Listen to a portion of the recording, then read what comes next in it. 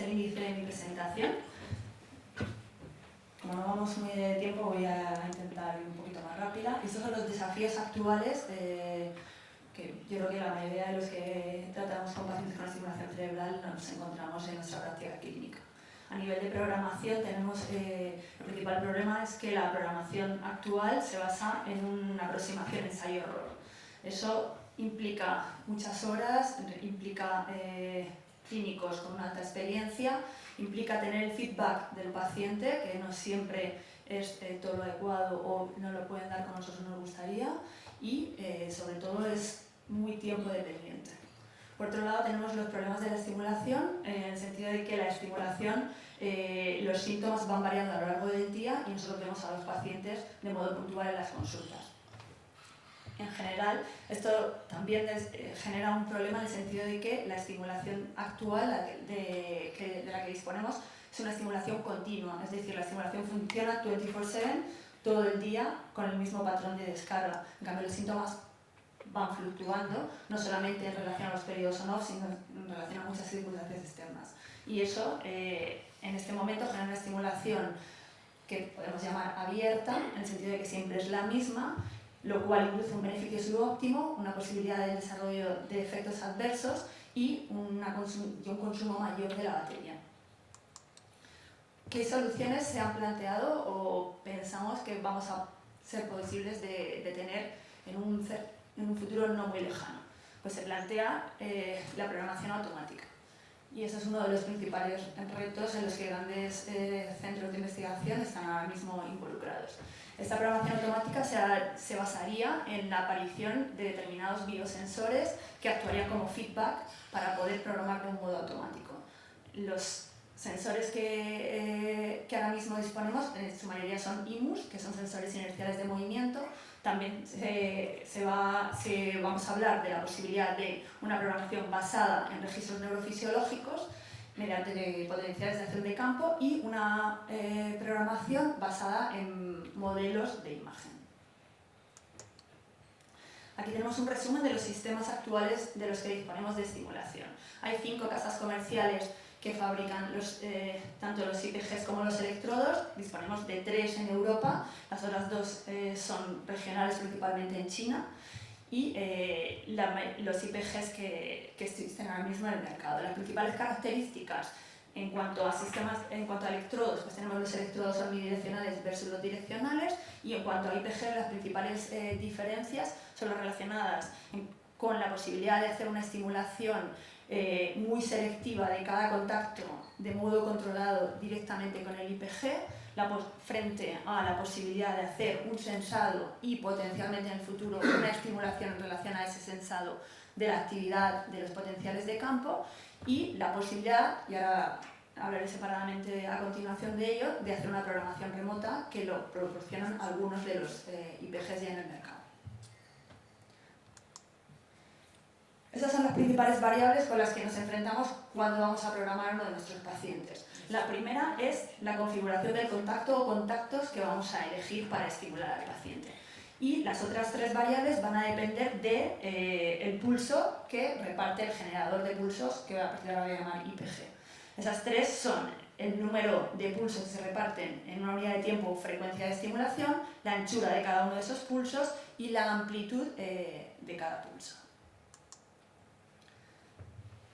Hasta relativamente, pues entre 5 o 10 años, según la zona de Europa y mundial en la que estemos trabajando, pues la única posibilidad de estimular era con una estimulación en anillo, que se llama estimulación omnidireccional. Es decir, cada uno de los contactos del estimulador, aquí tenemos lo que se llamarían niveles del estimulador, que de ventral a dorsal serían estos 4, pues podíamos elegir cada uno de ellos o combinación de ellos, pero solamente se podía estimular a nivel de un corte axial del electrodo en toda la superficie del electrodo. Eso es lo que se llama estimulación en anillo o estimulación omnidireccional. Y desde hace unos años, como he dicho antes, tenemos la posibilidad de disponer de estos electrodos, que son los electrodos direccionales. Los electrodos direccionales se diferencian en que, yo creo que esto ya todos lo conocéis, pero es un repaso para lo que luego voy a continuar diciendo.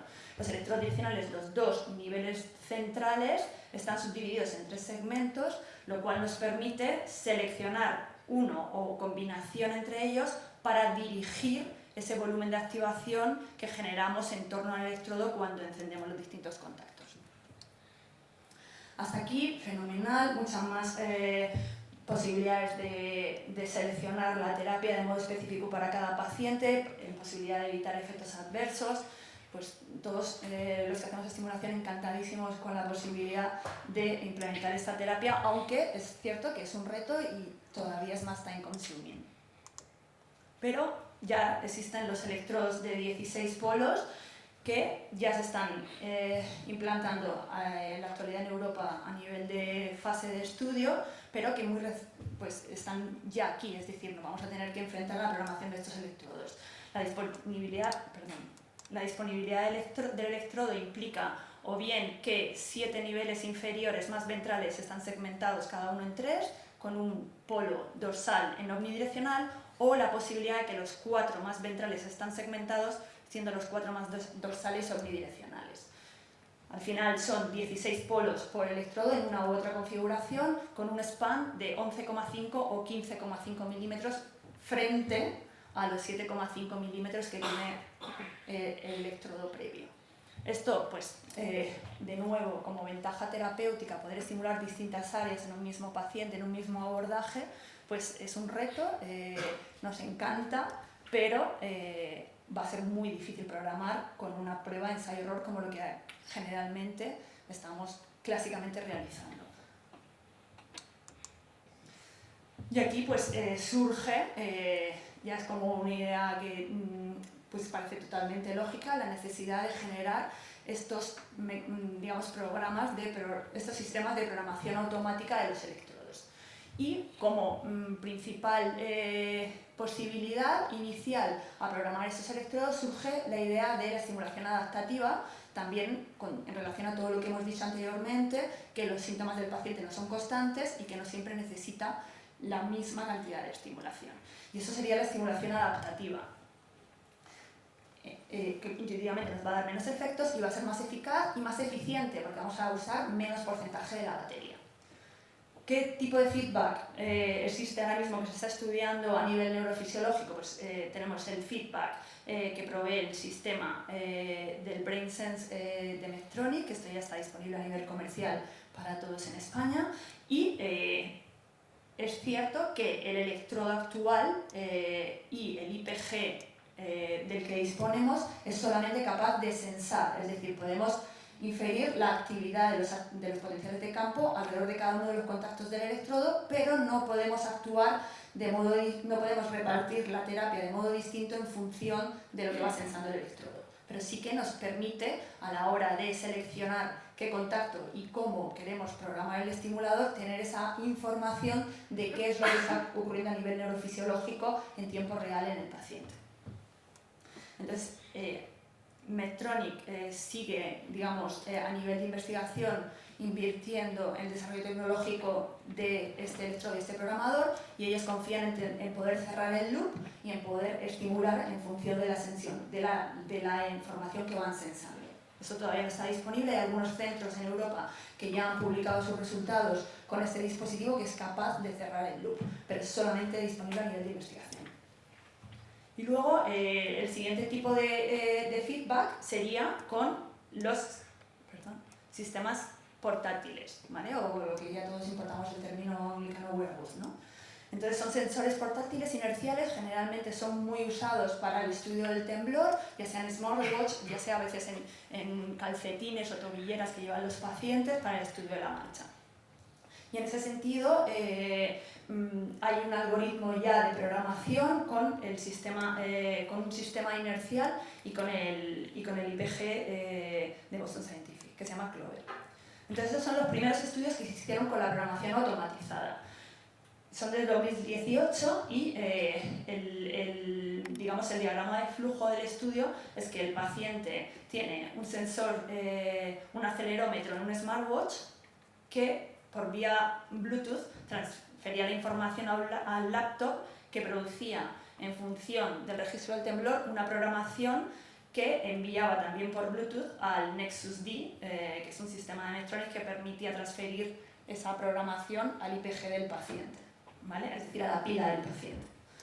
En este estudio estudiaron de este modo 10 pacientes con enfermedad de Parkinson tremórica que tenían la diana localizada en el núcleo talámico y en el BIM, y el sistema era un sistema activado. El temblor lo medían por el acelerómetro y el objetivo del estudio era valorar la programación automatizada bajo este algoritmo. Esto es la comparativa en a ver, perdón. ¿Aquí me puedo poner? Vale.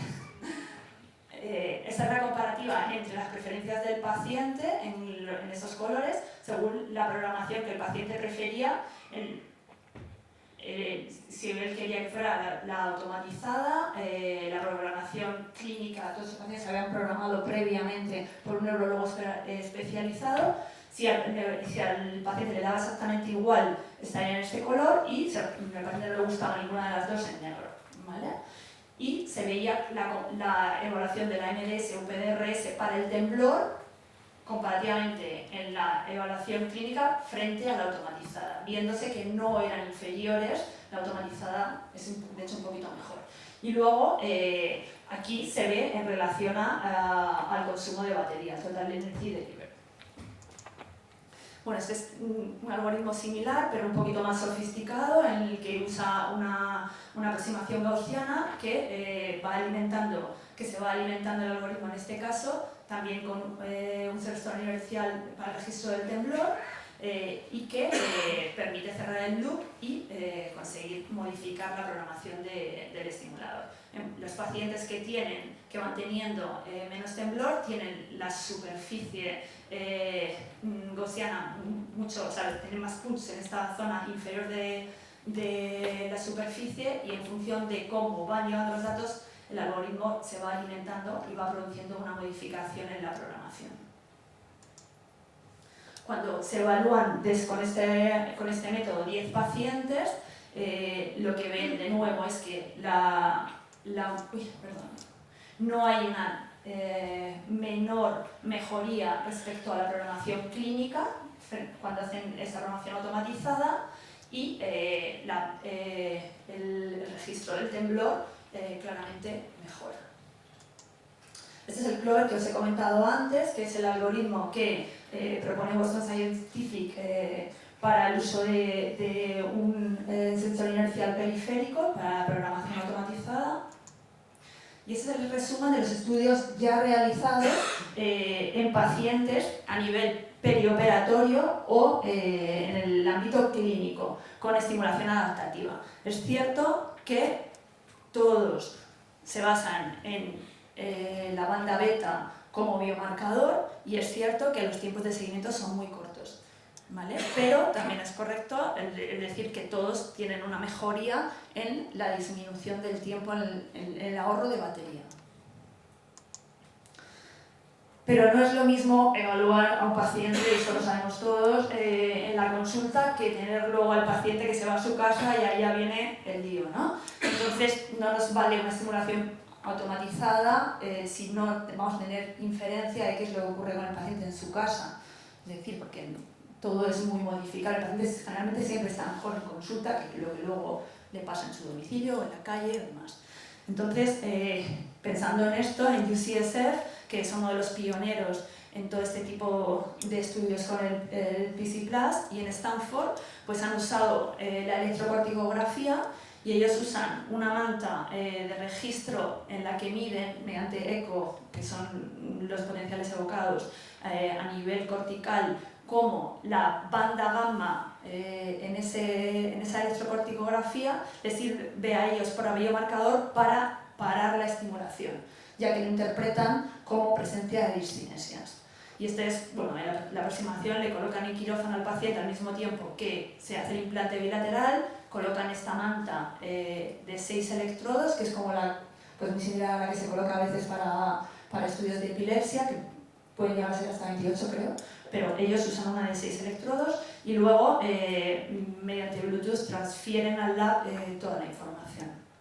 En Stanford lo que hacen es, centrados en el estudio de la marcha, evalúan pacientes que tienen freezing of gait mediante sensores inerciales de la marcha y en su domicilio, o sea, en la vida del paciente, no en la consulta, y cuando interpretan que tienen la presencia mediante ese sensor del freezing, lo que se produce es una disminución de la frecuencia de estimulación o un aumento de la amplitud de estimulación. Pasamos ahora a cómo podemos estudiar todo esto en quirófano, ¿no? Hemos dicho los estudios que hay de adaptativa en la clínica, los que hay en, digamos, la vida del paciente, pero ¿qué inferencia podemos tener de toda esta información en quirófano? Bueno, pues esto es la colocación de una manta del ECOG en quirófano que se visualiza mediante fluoroscopia 2D y la mayoría de los sistemas de registro actualizados, nosotros tenemos el sistema Alfa Omega, que lo recomendamos, pero ahora estamos muy contentos desde que lo estamos usando, y nos permite hacer un registro de potenciales de campo en quirófano. Al mismo tiempo, pues nosotros esto no lo hacemos, pero los pacientes que hacen y colocan ECOG pues pueden tener el registro de interferencia entre los potenciales de campo y coherencia con la actividad cortical. Hablando de ECOG, tenemos que hablar de Philippe Starr, que se acaba de jubilar y es el pionero en... Marilu me ha hecho así. Se acaba de jubilar y es el pionero en el estudio de ECOG en pacientes con enfermedad de Parkinson. Entonces, no solamente por todo lo que acabamos de decir en cuanto a es posible coherencia entre los spikes y la actividad de campo, sino también por posible acoplamiento entre fases. En el 2018, en el laboratorio de Philippe Starr, hicieron la comparación entre las bandas de potencia en los potenciales de campo en pacientes con enfermedad de Parkinson y con distonía. Aquí tenemos los pacientes con enfermedad de Parkinson en azul y los pacientes distónicos en rojo, ¿vale? Que habían sido operados con una estimulación palidal bilateral. Y lo que ellos describieron, que bueno, ya no fueron los únicos que lo describieron, es que en los pacientes con enfermedad de Parkinson tenían un pico beta en reposo, en estado de medicación en la zona de low beta, y los pacientes con distonía tenían ese pico en la zona teta, en la franja teta. Además, se vio que cuando los pacientes tenían movimiento, la modificación en la enfermedad de Parkinson y en los pacientes distónicos era diferente. Aquí vemos por el mismo grupo el efecto de la estimulación palidal sobre las oscilaciones palidales. Entonces tenemos un paciente con el DBS apagado, y no sé si se ve desde lejos, pero aquí tenemos pues esta franja amarilla, ¿vale? Beta, que cuando se enciende el estimulador y dependiendo de la amplitud de estimulación se modifica y vuelve a aparecer tan pronto encendemos, tan pronto se apaga, el estimulador de nuevo.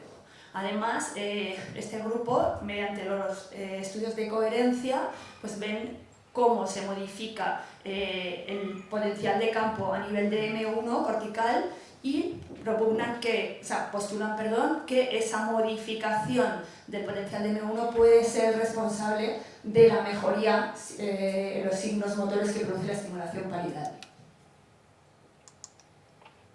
Este estudio lo he traído porque me parece muy interesante. A nivel, todos estamos a vueltas con la marcha en nuestros pacientes.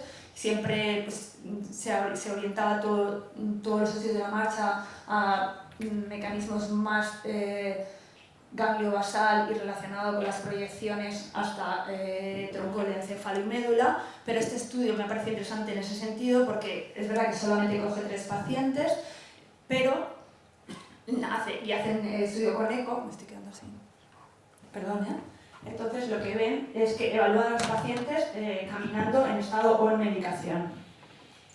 Perdón,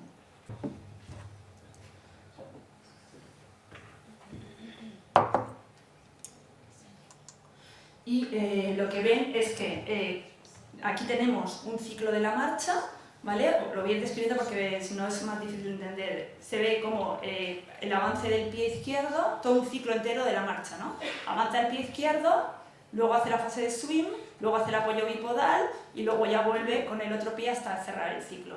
Pues lo que ellos describen, y esto sería la actividad de campo en el núcleo subtalámico izquierdo para el hemisferio izquierdo y el derecho para el hemisferio derecho. Entonces lo que ven es una importante correlación en el pie izquierdo con la actividad del núcleo subtalámico, con la potencia de la banda en el núcleo subtalámico izquierdo. Y cuando hay una fase de swim, con el núcleo derecho, si bien es menos potente. Ven una cierta coherencia con M1, si bien no es tan potente como la actividad del núcleo subtalámico. Me ha parecido muy interesante por centrar el núcleo subtalámico en la marcha, una validación más. Y ya paso a la programación por imagen. La clave en la programación guiada por imagen se centra en intentar, o sea, el concepto, tenemos que tener en mente cuando pensemos en programar por imagen, que estamos estimulando estructuras, pero cercanos a esas estructuras tenemos vías largas, ya sea lemnisco, ya sea cápsula, ya sea DRT, cuyo, si quedan englobadas por la estimulación, es decir, la estimulación de esas estructuras va a ser la responsable de los efectos adversos. Y ese es el concepto que tenemos que tener en mente. Entonces, el objetivo de la estimulación guiada por imagen va a ser inicialmente evitar los efectos adversos y si vamos a hacer una estimulación centrada en síntomas, como ha dicho Maricruz, cada vez tendemos más a esto, tanto en el HIFO como en la estimulación, es decir, ya no se ponen los electrodos de modo estándar en todos los pacientes, sino que se estimula en función del síntoma. Y la tendencia es que cada vez hagamos las planificaciones más centradas en el síntoma cardinal más limitante para el paciente. No es lo mismo un paciente que tiene freezing de la marcha, que un paciente muy tremórico, que un paciente que es muy rígido cinético, o un paciente que ya tiene muchas discinesias. Entonces el target, la planificación nos va a cambiar y la programación también debemos de tener esto muy en mente. Entonces, ¿cuáles son los modelos que se han postulado para hacer esa programación guiada por imagen? Pues inicialmente uno de los laboratorios que más trabajó con esto fue el laboratorio de Cameron McIntyre, que diseñó el Ciceron, luego diseñó el Steam Vision, si bien es cierto que ahora mismo el programa que es universalmente más usado es el LibDBS de Andreas Horn, que además este programa está actualmente disponible, es gratis y se puede usar por cualquier persona. Los modelos iniciales, Miocinovich empezó en el laboratorio de Cameron, pues eran muy básicos, como podemos ver aquí la evolución. En el 2004 pues teníamos un vector que implicaba la dirección de estimulación frente a los distintos haces de las distintas vías pathway, perdón que lo digo eso como en inglés haces, porque se consideraban estructuras totalmente lineales.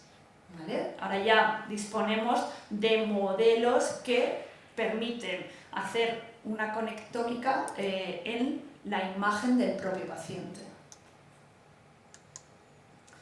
Esto es un resumen del workflow del programa LibDBS de Andreas Horn que os he comentado hace un momento.